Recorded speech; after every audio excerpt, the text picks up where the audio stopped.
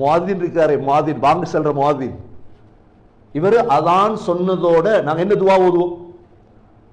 நம்ம எல்லோருக்கும் பாடம் துவா. முஅத்தின் அதான முடிச்சதோட என்ன ஓதுவோம்? அல்லாஹும்ம ரப்ப ஹாதிஹி தஅவதி தாம்மா, யா அல்லாஹ் உன்ன பூர்த்தியான அழைப்பை ஏற்றுக்கொள்றோம். இந்த முஅத்தின் இருக்கிறாரே, பாங்கு சொன்னவர், தொழுகைக்கு கூப்பிட்டவர், இவருக்குரிய நன்மை என்ன தெரியுமா?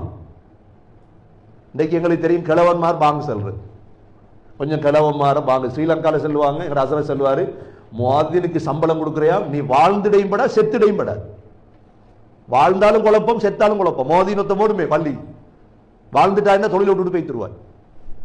முஅத்தினுக்கு அப்படித்தானே சம்பளம், 10,000 ரூபாய் ஸ்ரீலங்காவில் சம்பளம். ஏன் ஒழுங்கா சம்பளம் கொடுக்கறது இல்லை முஅத்தினுக்கு? ஏன் கொடுக்கறது இல்லை? அது கணக்கில்லாத தொழில். ஆனா கியாமத்துடைய நாளையில தலைவர்கள் முஅத்தின்மார் தான். சொன்னாங்க ஸல்லல்லாஹு அலைஹி வஸல்லம், அத்வலுன் நாஸி அனாகன் யௌமல் கியாமத்தி அல் முஅத்தினூன். கியாமத்துடைய நாளையில முஅத்தின்மார கழுத்து நீளமா இருக்கும். எல்லாருக்கும் விளங்கும், ஓ இவர் கனடால முஅத்தின், இவர் ஸ்ரீலங்கால முஅத்தின், இவர் இந்தியால முஅத்தின். ஏன்? தொழுகைக்கு கூப்பிட்டது. தொழுகைக்கு அழைக்கிற அந்த பொறுப்பு இருக்கிற சகோதரர்களே, சாதாரண ஒன்றல்ல, அவ்வளோ உயர்ந்தது.